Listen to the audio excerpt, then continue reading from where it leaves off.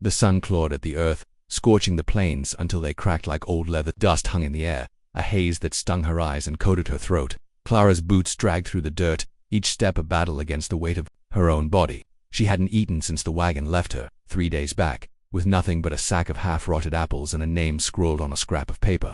The man she'd come west for was gone dead, run off, or never real to begin with. The horizon shimmered, mocking her with promises of water that didn't exist. Her lips were cracked, her hands raw from gripping the empty canteen. The wind carried no mercy, only the faint howl of something wild and distant. She stumbled, knees buckling, and caught herself on a jagged rock. Blood seeped from her palm, mixing with the dust.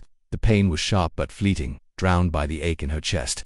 She'd been a fool to believe in letters, in promises, in a man she'd never seen. Back east, they'd called her brave for boarding the train alone, a spinster at 24, chasing a new life. Brave. The word tasted bitter now, like the dust on her tongue. The plains didn't care about courage. They didn't care about her at all. A shadow moved in the distance, too steady to be a mirage, hooves faint but growing louder. Clara's heart lurched, though she didn't know if it was fear or hope. She pushed herself up, swaying, her vision blurring at the edges. The rider came into focus, a man, broad-shouldered, his hat pulled low against the sun. Behind him, a mule dragged a cart piled with sacks and barrels. He reined in a few paces, the horse snorting as it pawed the ground. His eyes, shadowed under the brim, studied her like she was something caught in a trap. "You lost." His voice was rough, like gravel underfoot. Clara's throat worked, but no words came. She clutched the canteen, its emptiness a weight against her hip. The man dismounted, his boots kicking up dust. He was younger than she'd thought, maybe 30, with a face weathered by sun and wind. His hands were calloused, knuckles scarred, but there was a steadiness to his movements, like he'd faced worse than a half-dead woman in the middle of nowhere. He pulled a waterskin from his saddlebag and held it out. She stared at it, wary, her fingers trembling as she reached. The water was warm, metallic, but it slid down her throat like a blessing. She drank too fast, coughing, and he steadied her with a hand on her arm. His touch was firm, not gentle, but it anchored her to the earth. "Easy," he said. "Ain't no rush." She wiped her mouth, the shame of her hunger burning hotter than the sun. "I'm fine," she lied, her voice a cracked whisper. He didn't answer, just watched her with those shadowed eyes. The mule snorted, impatient, and the man glanced back at the cart. "Got a town a day's ride north. Auctions tomorrow. You headed there?" Clara's stomach twisted. She'd heard of the auctions women traded like livestock, their futures bartered for grain or gold. She'd thought she'd escaped that fate, thought the letters meant something more. But the man she'd come for wasn't waiting, and the plains had no use for her dreams. "I don't know," she said, the words heavy with truth. He nodded, like he'd heard it before. "Name's Eli," he said, turning back to his horse. "Can't leave you here. You'll ride with me." She wanted to argue, to cling to the scraps of her pride, but the world tilted again, and her legs gave way. Eli caught her, his arms strung around her waist. The scent of leather and sweat clung to him, grounding her as she fought to stay conscious. He half carried her to the cart, settling her among the sacks. The burlap scratched her skin, but it was better than the ground as the cart jolted forward. The plains stretched endless around them, the sun sinking into a blood-red haze. Clara's eyes drifted shut, the rhythm of the wheels lulling her into a haze of memory. She saw her mother's hands, worn from years of sewing, pressing the train ticket into her palm. "Go," she'd said. "There's nothing left for you here." Clara had believed her, had believed in the West, in a man who'd written of love in neat, slanted script. Now she was nothing but a shadow on the plains, carried forward by a stranger's mercy. The cart creaked under the weight of its load, wheels grinding through the dust as the plains unfolded into dusk. Clara's head rested against a sack of grain, the coarse burlap pricking her cheek. The air cooled, carrying the scent of sagebrush and something sharp, like rain far off to matter. Eli rode ahead, his silhouette stark against the fading light, the reins loose in his hands. He hadn't spoken since they started moving, and the silence felt like a third presence, heavy and unyielding. Clara's body ached, each jolt of the cart a reminder of her fragility. But the water had steadied her enough to keep her eyes open. Her mind drifted, unmoored by exhaustion. She saw the boarding house back east, its walls thin as promises, where she'd read his letters by candlelight. His words had been plain but sure, describing a homestead, a life built together. She'd traced the ink with her fingers, imagining a man who'd see her, not just her labor or her dowry. The memory stung now, sharp as the wind cutting across the plains. She'd sold her mother's silver brooch to buy the train ticket, believing it was a beginning. Instead, it had led her here, to a stranger's cart, with nothing but the clothes on her back and a name that meant nothing. The cart slowed as they reached a rise, the land falling away into a shallow valley. A town crouched there, its wooden buildings hunched against the wind like weary travelers. Lanterns flickered in windows, casting pools of light that did little to soften the darkness. Eli glanced back, his face unreadable. "We'll stop here," he said. "Got a room at the boarding house. You'll stay there tonight." Clara nodded, too tired to question.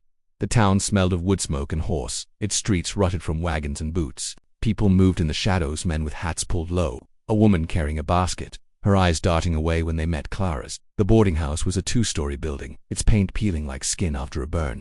Eli helped her down, his hand steady but brief, and led her inside. The woman at the counter, gray-haired and sharp-eyed, grayly looked up from her ledger. "2 bits for the night," she said, her voice flat as the plains. Eli paid without a word, dropping coins that clinked dully on the wood. Clara followed him up a narrow staircase, her legs trembling with each step. The room was small, with a single bed and a window that rattled in its frame. A cracked pitcher and basin sat on a table. "The water inside still as a grave. Rest," Eli said, setting her canteen by the bed.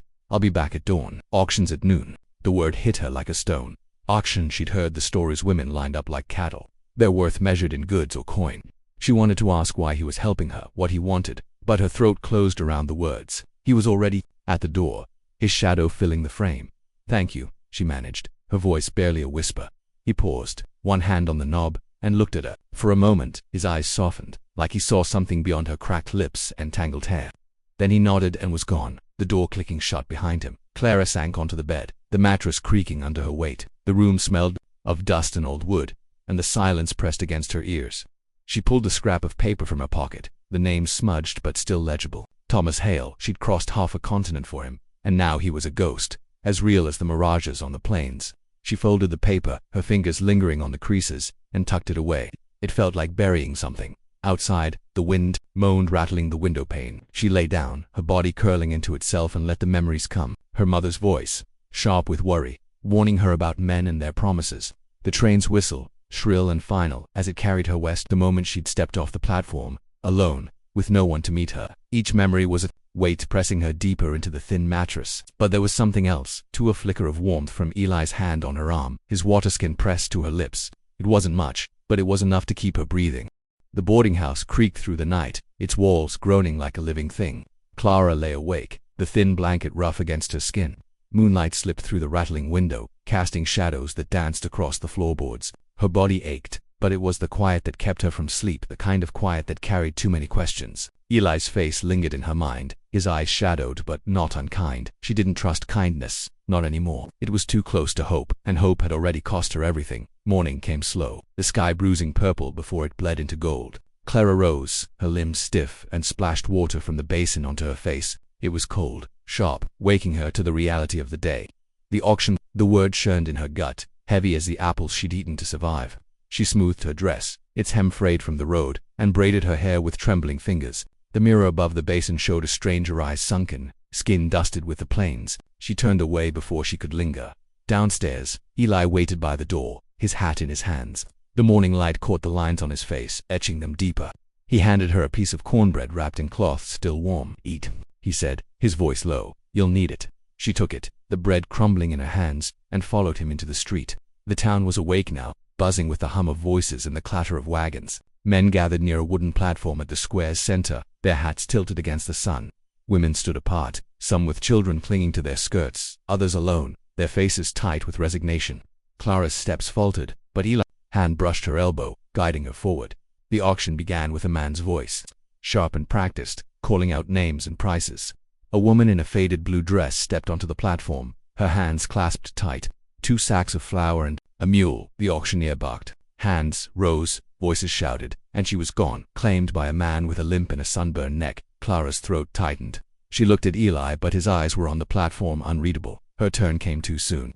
The auctioneer's voice cut through the crowd, calling her name. Clara Ward, late of Boston. Strong hands, good health. She climbed the steps, her legs wooden, the eyes of the crowd pinning her like a moth. The bidding started low, a sack of grain, a jug of whiskey. Her heart pounded, each offer a reminder of how little she was worth. She kept her gaze on the horizon, where the plains stretched endless and indifferent. Then Eli's voice broke through, steady and clear. "My horse." The crowd stilled, heads turning. The auctioneer squinted, leaning forward. "You sure, son? That's a fine animal." Eli didn't hesitate. "My horse," he repeated, his eyes meeting Clara's. Something passed between them, not pity, not charity, but something raw, like recognition. The auctioneer shrugged, banging his gavel. "Sold." Clara stepped down, her knees weak, and Eli was there, his hand steadying her again. The crowd dispersed, their murmurs fading into the dust. He led her to the cart, where the mule snorted. "Impatient wife?" she asked, her voice barely above a whisper. He didn't answer right away, just climbed onto the cart and offered her a hand. "Got a place a few miles out," he said. "You'll see it." The ride was quiet, the plains rolling past in waves of golden brown. Clara's mind churned, piecing together fragments of the past. She remembered her father's voice, slurred with drink, telling her she'd never be more than a burden. The letters from Thomas, promising a home, had been her defiance. Now they were ash, and Eli was real solid silent, his hands scarred but steady on the reins. His homestead appeared at dusk, a low cabin nestled against a rise, its roof sagging but sturdy. A single tree stood nearby, its branches bare but reaching. Eli helped her down, his touch brief, and led her inside. The air smelled of wood and earth, the room sparse but clean. A fire crackled in the hearth, casting warmth across the walls. "You're not a wife," he said, setting his hat on a hook. "Not a servant, neither. You're free to go when you're ready. But there's work here, and a place to sleep." Clara nodded, her throat too tight for words. The firelight flickered, and for the first time in days, she felt the weight of the plains lift, just a little. Asterisk. The cabin's walls held the night at bay, their rough-hewn logs glowing faintly in the firelight. Clara sat at the table, her hands wrapped around a tin mug of coffee, its bitterness grounding her. The steam curled upward, mingling with the scent of pine and ash. Eli moved quietly, tending the fire, his shadow shifting across the floor. Outside, the wind sang a low, mournful tune, tugging at the roof like a restless spirit. Clara's body still ached, but the warmth of the coffee and the crackle of the fire softened the edges of her exhaustion. She studied the room, its simplicity a stark contrast to the clutter of her past. A single shelf held a few books, their spines worn soft. A rifle rested in the corner, its barrel catching the light. The bed was narrow, covered with a quilt patched in uneven stitches, as if someone had tried to mend more than just fabric. Eli didn't speak, and she was grateful for it. Words felt too heavy, too likely to crack under the weight of what she'd lost. Her mind slipped back, unbidden, to the train platform in Boston. The air had been thick with coal smoke, the crowd a blur of faces that didn't see her. She'd clutched her bag, the letters tucked inside, and stepped onto the train with a heart full of foolish hope. She'd pictured a man waiting for her, his smile warm, his hands ready to build a life. Instead, she'd found dust and silence, the name Thomas Hale as empty as the plains. The memory tightened her chest, and she set the mug down, her fingers trembling. Eli glanced over, his eyes catching hers for a moment before he turned back to the fire. "You don't have to tell me," he said, his voice low, like he was speaking to the flames. "But if you want to, I'll listen." She didn't answer right away. The fire popped, sending a spark skittering across the hearth. She thought of the auction, the men's voices bartering for her like she was a head of cattle. Eli's bid his horse. His only horse had been a reckless act, or maybe something else. She didn't know him, didn't trust him, but his hands hadn't demanded anything, hadn't reached for more than to steady her. "I came for a man," she said finally, the words scraping her throat. "He wrote me letters, said he had a place, a life for us." I believed him. She paused, her eyes on the mug, the coffee gone cold. "He wasn't there." Eli nodded, his face half in shadow. "Plains are full of ghosts," he said. "Promises that don't hold." She looked at him, searching for judgment, but found none. His eyes were steady, carrying their own weight. She wondered what ghosts he carried, what had brought him to a lonely cabin with a patched quilt and a single tree. But she didn't ask. Some wounds were too raw to touch. He rose, brushing his hands on his trousers. "There's a bedroll by the hearth," he said. "I'll sleep in the barn. You take the bed." She started to protest, but he was already at the door, his boots heavy on the floorboards. The night swallowed him, leaving only the creak of the door and the wind's low moan. Clara lay on the bed, the quilt smelling faintly of lavender and dust. Sleep came slowly, broken by flashes of memory, her mother's hands, the train's whistle, the auctioneer's gavel. But there was something new, too, the sound of Eli's voice, steady as the earth, offering her a choice. Morning broke with a gray light, the sky heavy with clouds that promised rain but held back. Clara woke to the smell of bacon and the clatter of a skillet. Eli was at the stove, his movements sure, like he'd done this 100 times. He set a plate in front of her, bacon, cornbread, a slice of dried apple. "Eat," he said, same as before, and she did, the food filling the hollow in her chest. Outside, the plains stretched quiet, the single tree standing like a sentinel. Eli nodded toward it as they stepped onto the porch. "Planted that when I came here," he said. "Thought it died, didn't." His voice held no pride, just fact. But Clara felt the weight of it, the stubborn will to make something grow, in a place that fought against it. She looked at the tree, its bare branches sharp against the sky, and felt something shift inside her. Not hope, not yet, but a crack in the weight she'd carried. Asterisk. The sky hung low, clouds bruised and heavy, but the rain held off, as if the plains were too stubborn to yield. Clara stood on the porch, her hands wrapped around the mug Eli had refilled, the coffee's warmth seeping into her palms. The air smelled of earth and coming rain, sharp with the promise of something new. The tree stood alone in the yard, its branches clawing at the sky, defiant despite its bareness. Clara's eyes lingered on it, her chest tight with a feeling she couldn't name, something between grief and possibility. Eli worked nearby, mending a fence post, his hammer striking steady as a heartbeat. Each swing sent a dull thud through the air, grounding her in the moment.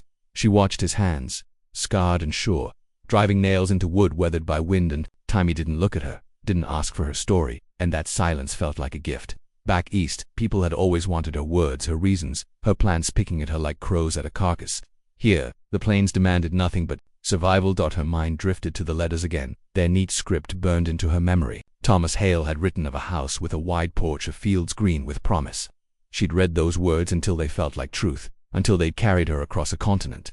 Now they were ashes in her mind, scattered by the truth of an empty platform and a name that meant nothing. She wondered if Thomas had ever existed, or if he'd been a lie spun by someone else's hand. The thought made her fingers tighten around the mug, the porcelain creaking under her grip. Eli paused, wiping sweat from his brow with a sleeve. "You ever worked land?" he asked, not looking up. Clara shook her head. "Sewed, cooked, kept house." Her voice felt small, like it might blow away. He nodded, driving another nail. "Land's honest," he said, "hard, but honest. Don't promise what it can't give." She heard the weight in his words, the echo of a man who'd learned that truth the hard way. She wanted to ask about his ghosts, why a man with steady hands and a good horse lived alone in a place like this, but the question stuck in her throat. Instead, she set the mug down and stepped off the porch, her boots sinking into the soft earth. "Show me," she said. He glanced at her, surprise flickering in his eyes, then gestured toward a patch of turned soil near the cabin. "Start here. Weeds choke the roots, pull them but keep the dirt loose." She knelt, her hands hesitant at first, then surer, as she dug into the earth. The soil was cool, gritty, clinging to her fingers like it wanted to be known. She worked in silence, the rhythm of pulling weeds matching the thud of Eli's hammer. The plains stretched around them, vast and unyielding, but in that small patch of earth, she felt a thread of control, a tether to something real. Hours passed, the clouds thickening until the first drops fell, soft and scattered. Eli stopped, tilting his face to the sky, and Clara followed. The rain was cold, kissing her skin, washing away the dust of the road. She closed her eyes, letting it fall, and for a moment, she was back in Boston, standing in her mother's garden, the world soft and alive. The memory didn't hurt this time, it held her, gentle as the rain. Eli's voice broke through. "Come inside. Storm's coming." She followed him, the rain picking up, pattering against the cabin's roof. Inside, the fire was low but warm, and Eli handed her a cloth to dry her hands. They sat across from each other, the silence comfortable now, like a well-worn coat. Clara's fingers traced the edge of the table, the wood smooth from years of use. She thought of the auction, the gavel's crack, Eli's voice cutting through the noise. "My horse." She still didn't understand it, didn't trust it. But the weight in her chest was lighter, like a stone worn smooth by a river. "You don't owe me," Eli said suddenly, his eyes on the fire. "Whatever you're thinking, you don't owe me nothing." She looked at him, his face half-lit, and saw the truth in it. He wasn't Thomas, weaving promises to trap her. He was just a man, offering what he had: a roof of fire, a chance to choose. For the first time in days, she felt the stir of something like courage, fragile but growing, like that lone tree against the sky. The rain came harder now, drumming the cabin's roof like 1,000 restless fingers. Clara sat by the fire, its glow casting flickers across her hands, still stained with earth from the morning's work. The air inside was thick with the scent of wet wood and coffee, the warmth a fragile shield against the storm outside. Eli stood at the window, his silhouette sharp against the gray light, watching the rain carve rivers in the dirt. The plains seemed to breathe with the storm, alive and unyielding, their vastness pressing against the cabin's walls. Clara's fingers traced the quilt on her lap, its patches uneven, stitched with care but no skill. She wondered who'd made it. Someone Eli had known, someone gone. The thought tugged at her, but she didn't ask. Her own past felt too close, too raw, rising like the rain outside. She saw her mother's face, lined with worry, pressing the train ticket into her hand. "Go west," she'd said, her voice brittle. "There's nothing for you here."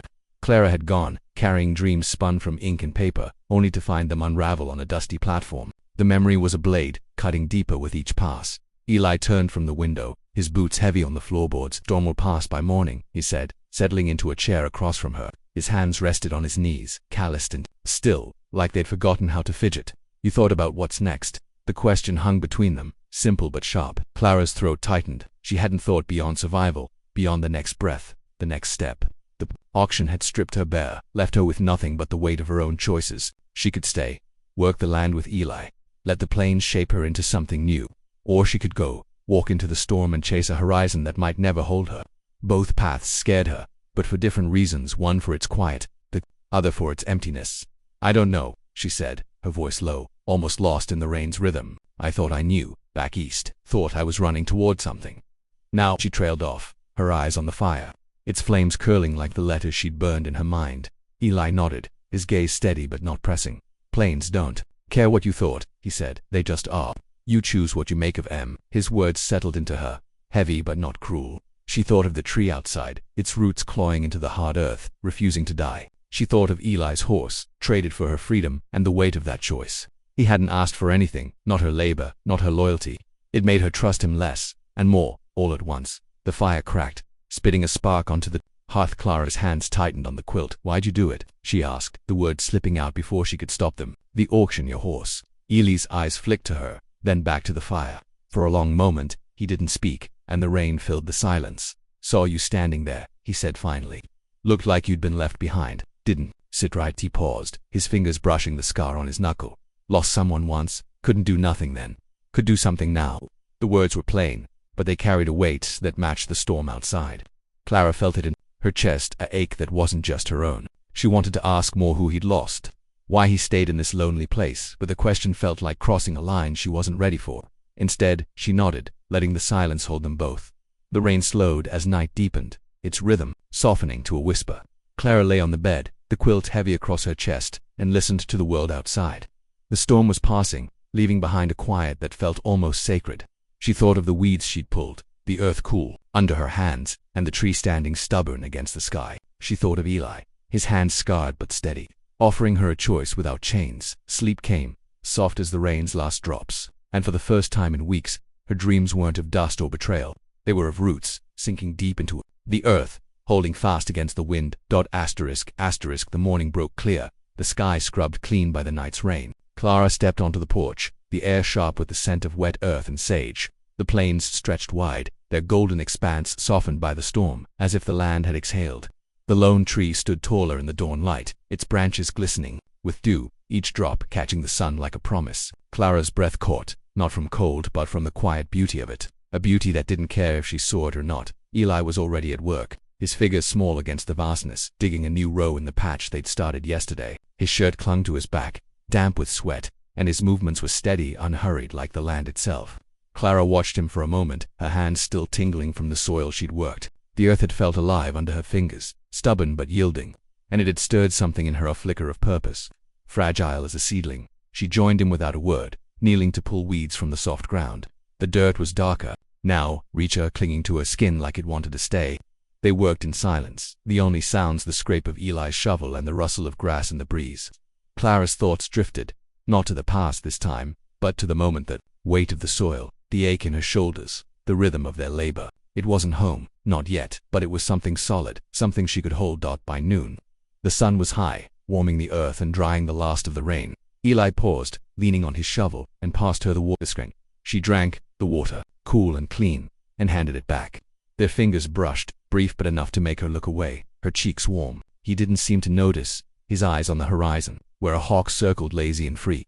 "You're good at this," he said, nodding toward the cleared patch. "Got a feel for it." Clara shrugged, brushing dirt from her hands. "Never thought I would," she said. "Thought I'd be sewing curtains, not pulling weeds." He gave a small smile, the first she'd seen, and it changed his face, made it younger, softer, like the plains after the rain. "Curtains don't grow," he said. "This does." The words stayed with her as they walked back to the cabin, the sun warm on her neck.